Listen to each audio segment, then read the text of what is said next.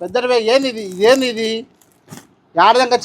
సక్కర పుక్కాయ కళ్యామన్న దెంగినేయ సక్కర పుక్కాయ కళ్యామన్న దెంగినేయ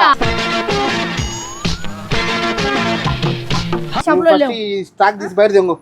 నేను బయట దెంగుతాను అమ్ముకుంటాను లేకపోతే నేనే వేసుకుంటాను సింపి దెంగుతాను.